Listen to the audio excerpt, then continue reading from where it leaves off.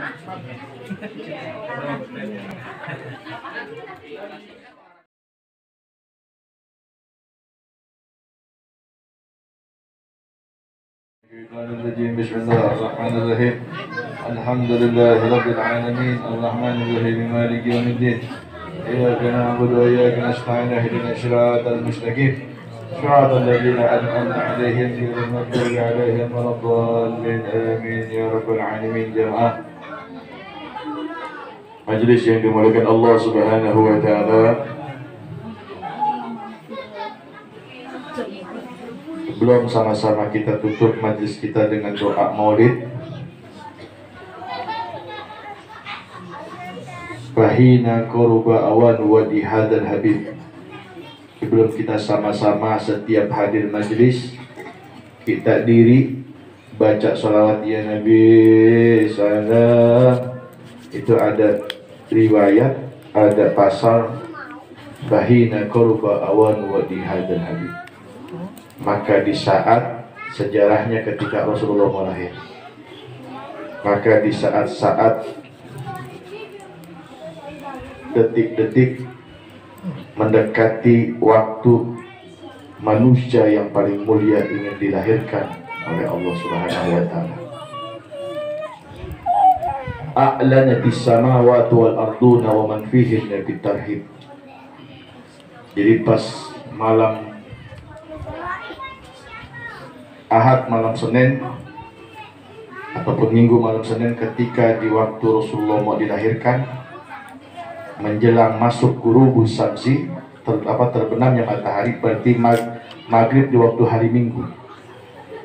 Fahina qarba awan wa di hadzal habib a'lanatis samawati wal arduna wa man fihinna bitarhib.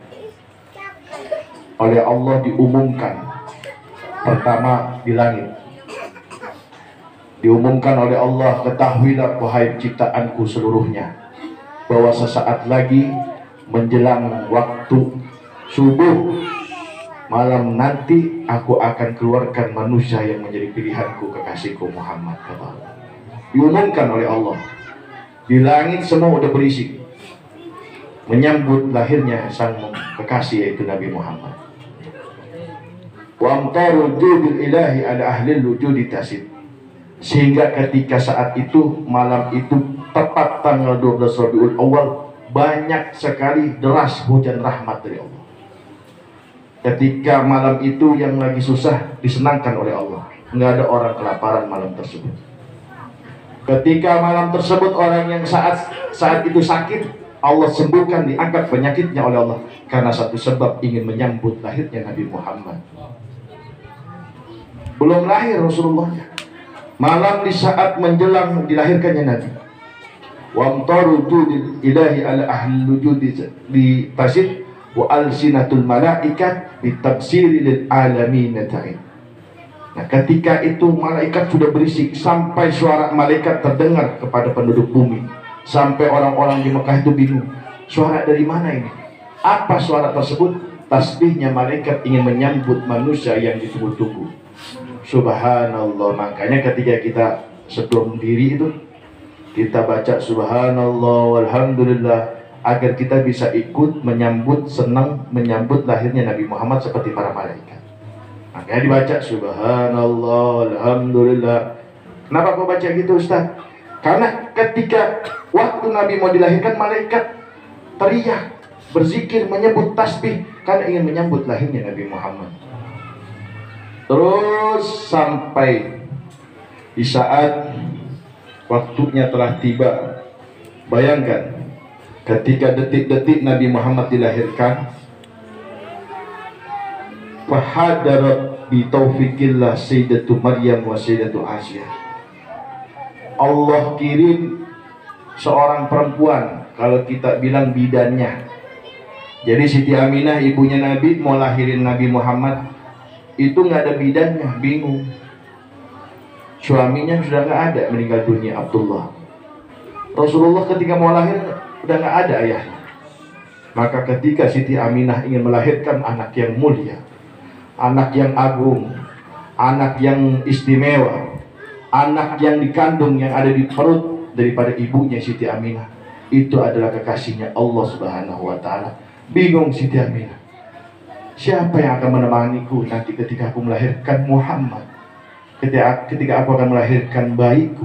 Siapa?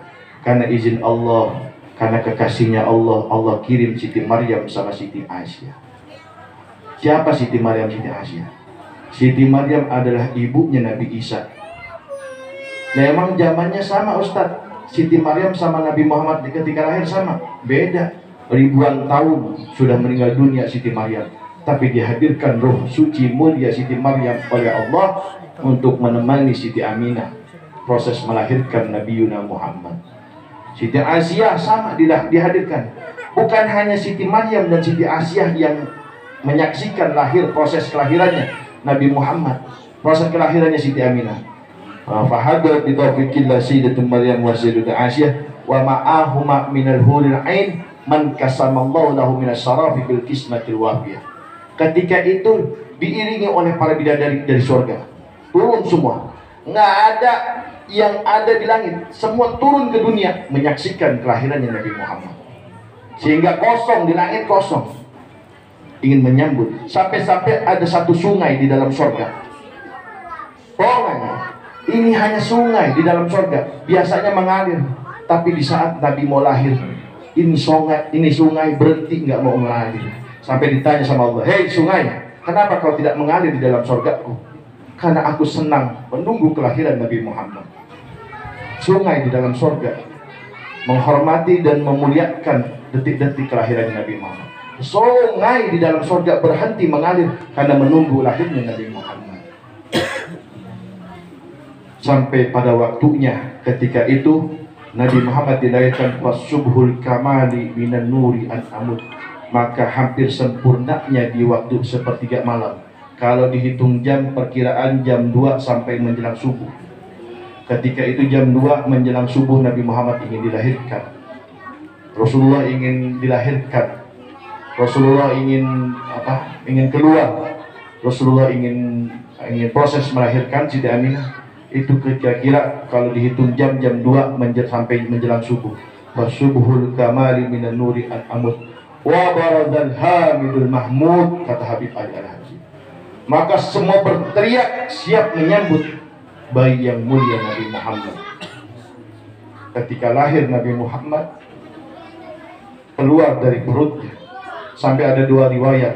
Ada yang mengatakan Rasulullah lahir proses seperti wanita biasa lewat kemaluannya, lewat kemuliaan ibunya Siti Aminah.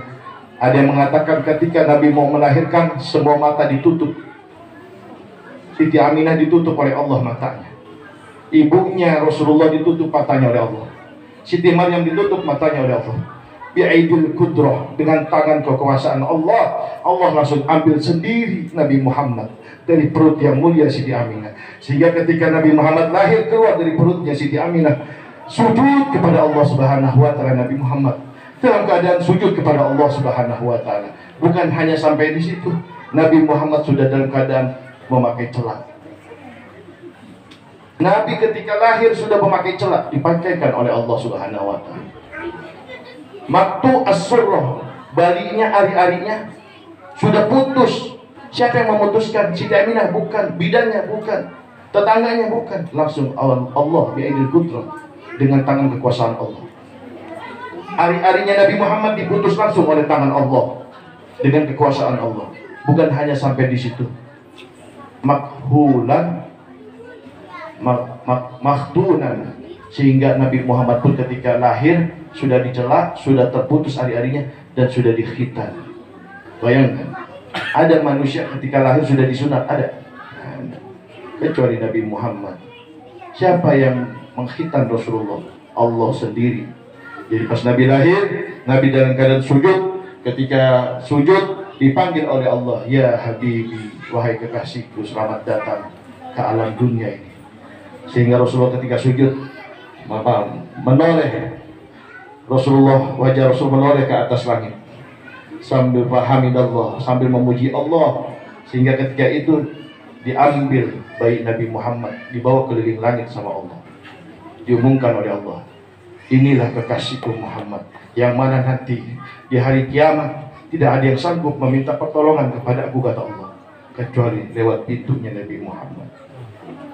Siapa yang ingin selamat di akhirat nanti di hari kiamat, jangan lupa kepada Nabi Muhammad, jangan jauh kepada kekasihku Muhammad. Maka jelas Allah menyatakan, qul in kuntum tuhibbunallah fattabi'uni. Katakan Muhammad, wahai hamba-hambaku, katakan, seandainya kau benar-benar ingin mencintaiku, ingin mendapatkan kecintaan kepadaku, benar-benar mencintaiku, fattabi'uni, suruh ikut kepada Nabi Muhammad. Maka beda, Nabi Muhammad ini adalah insan paling mulia, paling agung. Maka wajar setiap tanggal 12 Rabiul Awal, almarhum Haji Aslan, saya yakin dan saya percaya beliau pasti mempunyai rasa cinta yang begitu besar kepada Nabi Muhammad. Sampai setiap tanggal 12 Rabiul Awalnya, sampai beliau sudah meninggal, diteruskan oleh keluarganya, oleh anak-anaknya, agar tidak lepas hubungan itu kepada Nabi Muhammad. Saya yakin almarhum orang yang sangat begitu peduli kepada Rasulullah. Maka siapa yang peduli kepada Nabi Muhammad, jangankan di akhirat, di dunianya sudah disenangkan oleh Allah Subhanahu wa ta'ala. Maka ketika itu Rasulullah lahir, disambut, maka kita dianjurkan untuk berdiri menyambut Rasulullah Shallallahu Alaihi Wasallam. Dan banyak sekali kejadian-kejadian di saat-saat Nabi Muhammad ingin dilahirkan. Bayangkan, sebelum Nabi lahir itu ada agama Majusi namanya, nyembah api. Itu api 3000 tahun nggak pernah mati. Mau disiram pakai air sedanau nggak mati itu api. Mau disiram pakai air mana juga nggak bakal mati itu api. Tuhan yang disembah oleh agama Majusi. Tapi ketika Nabi Muhammad lahir, dipadamkan oleh Allah. Bayangkan, api yang nggak pernah bisa dimatikan. Ketika Nabi Muhammad lahir, Allah punya kuasa dimatikan itu api. Kenapa Allah mematikan api tersebut? Kenapa nggak sebelumnya? Kan pertanyaan gitu.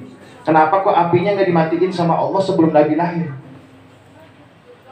Kan bisa bagi Allah memadamkan api Majusi sebelum Nabi lahir.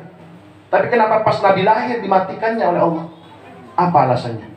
Allah ingin membuktikan kepada seluruh alam, seluruh umat manusia, bahwa satu-satunya orang yang paling disayang oleh Allah hanya Nabi Muhammad. Sampai Tuhannya agama Majusi, api yang tidak pernah padam, dimatikan oleh Allah berserang ketika kelahirannya Nabi besar Muhammad.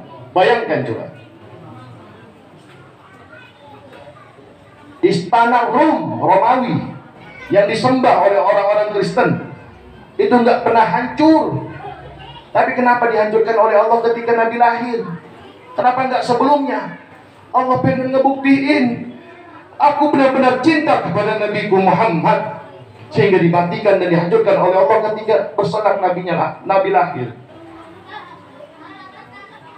Padahal mudah bagi Allah mematikan api, menghancurkan berhala. Banyak kejadian-kejadian kemuliaan-kemuliaan mukjizat Nabi Muhammad. Bayangkan, ada satu daerah itu kemarau. Di dalam riwayat dikatakan kemaraunya sampai puluhan tahun, nggak hujan, susah air. Akhirnya ketika Nabi lahir, cahaya itu memantul dari kota Mekah sampai ke daerah tersebut. Sehingga ada satu ulama Nasrani, pendeta, mengatakan, ini yang disebut dalam kitab Injil, ini yang disebut dalam kitab Taurat, ini yang disebut dalam kitab Zabur, bahwa akan datang Nabi akhir zaman yang akan memberikan cahaya untuk seluruh alam, memberikan keberkahan untuk seluruh alam. Sampai kata pendeta tersebut, ini pasti Muhammad yang lahir. Maka ketika itu pendeta minta sama Allah, wahai Tuhan, minta hujan turunkan saat ini juga dengan berkah kelahirannya Nabi Muhammad. Bayangkan, baru bayi lahir Nabi Muhammad, jaraknya jauh berapa puluh kilometer. Pendeta minta sama Allah untuk diturunkan hujan oleh Allah Subhanahu wa ta'ala. Padahal bukan umat Nabi Muhammad. Banyak sekali mukjizat Rasulullah Shallallahu Alaihi Wasallam. Maka saya sangat menyayangkan ketika ada jamaah ketika baca maulid, dia nggak dengerin secara serius, secara khusyuk. Kita mau cari siapa? Kalau di dunia aja kita anggap remeh Nabi Muhammad. Demi Allah, Nabi Muhammad bukan orang biasa. Kalau di dalam majelisnya Nabi aja kita anggap biasa. Nggak ngerti. capek, lama. Nanti di kiamat kita juga bakal lama dapat syafaat. Mau dapat syafaat Nabi lama? Siapa yang mau? Dan sedangkan yang meminta syafaat Nabi itu bukan cuma kita. Datang ke Nabi Adam, saya yakin semua tahu makruf ceritanya. Nanti di hari kiamat ini semua orang datang ke Allah pakai dosa, nggak pakai amal. Nggak ada yang datang ke Allah dengan ibadahnya, nggak ada. Di hari kiamat nggak ada yang datang ke Allah dirahmati oleh Allah, nggak ada. Semua bawa dosa ke Allah Subhanahu wa Ta'ala. Akhirnya pada ngadu, cari pertolongan. Ya Allah, rahmati kami. Nggak dilihat sama Allah. Ente di dunia nggak pernah taat sama aneh. Tempat ente sekarang saatnya ente disiksa sama aneh, diazab sama aneh. Belum akhiratnya, baru yaumul kiamat, baru di mahsyarnya. Maka ketika itu kita cari pertolongan. Semua umat cari pertolongan. Datang ke Nabi Adam. Apa kata Nabi Adam? Saya nggak sanggup ngasih pertolongan. Sampai datang ke Nabi Nuh, datang ke Nabi Musa, sampai terakhir Nabi Isa. Apakah Nabi Adam nggak sanggup buat ngasih pertolongan? Ketika kita datang ke Nabi Adam. Wahai Nabi Allah Adam, Allah murka. Sampai dikatakan dalam hadis, tidak ada kemurkaan Allah. Allah murka, marah semarah-marahnya, sebelum dan sesudahnya. Allah itu nggak pernah marah sebelum dan sesudahnya, melainkan marahnya Allah ketika nanti di hari kiamat, di hari mahsyar. Allah nggak pernah marah, paling marah-marahnya Allah melainkan nanti di hari mahsyar. Nggak pernah kejadian sebelum dan sesudahnya Allah marah sampai segitu marahnya. Dan nggak ada yang bisa meredam marahnya Allah kecuali Nabi Muhammad. Sampai Nabi Adam bilang, saya nggak sanggup melihat marahnya Allah, murkanya Allah, saya nggak sanggup buat menghadap ke Allah. Datang ke Nabi Nuh, sampai ke Nabi Nuh, sama jawaban Nabi Nuh, sampai ke Nabi Musa, sampai terakhir Nabi Isa. Saya nggak sanggup buat meredam amarahnya Allah. Allah sudah sangat marah kepada umat, kepada hamba-hambanya. Maka ketika itu kita lari, kita cari Nabi Muhammad. Belum kita sampai ketemu sama Nabi Muhammad, Nabi sudah teriak, analah ya Allah, aku yang akan menolong mereka semua ya Allah. Siapa yang ditolong oleh Nabi Muhammad? Yang maksiat, yang nggak pernah sholat, yang maksiat jauh dari Allah, nanti yang dipanggil sama Nabi Muhammad. Analah ya Rabb, aku orang yang akan memberikan pertolongan untuk mereka. Sekalipun kita dalam banyak keadaan dosa, Nabi yang bakal nolongin kita. Maka ketika itu Nabi tanpa banyak bicara, Nabi naik ke atas langit, sujud. Padahal udah bukan waktunya sujud, Nabi Muhammad sujud di hadapan Allah. Ketika itu Allah dengan rahmat, karena saking sayangnya Allah dengan Nabi Muhammad, apa kata Allah? Ya Habibur Rahman, wahai kekasihku Muhammad, sudah cukup. Di dunia kau susah, di dunia kau tidak punya apa-apa, hidupmu selalu dalam keadaan sulit. Saat ini kau masih bela umat, masih dibela umat. Umat engkau ini udah gak ngebela engkau ya Muhammad. Apa jawab Nabi Muhammad? Tetap ya Allah, aku akan berat hati untuk sampai masuk surgamu, kecuali sebelum aku pastikan umatku semua sudah selamat. Akhirnya Nabi Muhammad sujud. Apa kata Allah? Irfa ra'sak fasalku tawakul yusma masbatu syafa. Wahai kekasihku, angkat kepalamu. Kau gak pantas sujud sekarang. Diangkat kepada Nabi Muhammad. Allah melihat wajah mulia Nabi Muhammad, gak tega. Akhirnya apa yang mau ente pinta wahai Muhammad? Kasih syafaat semuanya, baru semuanya selamat. Maka ketika itu mahsyar baru udah selesai. Itu ribuan tahun, 3000 tahun. Di hari mahsyar kita 3000 tahun nyari pertolongan, bayangin. Di hari mahsyar kita nyari pertolongan nih, nyari bantuan 3000 tahun baru ketemu sama Nabi Muhammad. Kalau ketemu, kalau enggak, neraka abadan abidin, neraka tempat kita selama-lamanya. Kalau saat di dunia kita sudah jauh dengan majlisnya Nabi, dengan kehormatan Nabi, dengan kemuliaan Nabi, jangan harap di akhirat kita bisa mendapat syafaatnya Nabi Muhammad sallallahu alaihi wasallam. Ayo, dengan bulan Maulid kita sama-sama perbaiki kita punya keadaan. Kunci keselamatan itu ada di Nabi Muhammad. Kunci keselamatan ada di Nabi Muhammad. Bagaimana mendapatkan pertolongan syafaat dari Nabi Muhammad? Tak lain dan tak bukan baksiru sholat alaiya. Banyakin sholat ente sama aneh. Semakin banyak sholat ente sama aneh, semakin kelihatan muka ente sama aneh, kata Rasulullah. Semakin banyak sholawat yang ente baca, semakin hafal ane sama muka ente. Yang banyak sholawatnya bakal paling dekat duduknya sama Nabi Muhammad. Aulan nas yaumal qiyamah bi alaihim aksarum alayya sholatan, kata Nabi. Nanti di hari kiamat paling dekat duduknya sama aku mereka yang paling banyak baca sholawatnya. Jangan pelit-pelit, sehari cuma 11, 20. Banyakin, mumpung bulan Maulid, mumpung bulan. Kalau bisa hatamin sholawat nariyah 3 kali, ya siap baca sholawat sehari semalam 1000, siap. Boleh dunia, boleh dagang, tapi kita cari keselamatan di akhirat. Ya, mudah-mudahan majelis ini selalu memberikan keberkahan. Majelis ini selalu menuntun kita untuk sama-sama bisa memperbaiki diri. Majelis ini mudah-mudahan menjadi penyebab Allah berikan taufik hidayahnya kepada kita, keluarga kita, anak cucu keturunan kita semuanya, sehingga tidaklah kita meninggal dalam keadaan husnul khatimah berkah Nabi besar Muhammad sallallahu alaihi wasallam. Mudah-mudahan sabab berkahnya Maulid Nabi Muhammad, apa-apa menjadi niat kita, hajat kita dijabah oleh Allah Subhanahu wa taala. Jangan pernah lupakan Nabi Muhammad, jangan pernah tinggalkan Rasulullah. Jangan pernah tinggalkan Rasulullah, jangan pernah tinggalkan Rasulullah. Perbanyak salawat kalian, karena itu adalah kunci keselamatan kalian untuk sampai kepada Nabi besar Muhammad sallallahu alaihi wasallam. Kita tutup dengan doa. Selesai doa baru nanti shallu ala Muhammad gobul. Sama-sama kita ambil keberkahan Maulid, kita ambil hadiah yang sudah disiapkan oleh tuan rumah.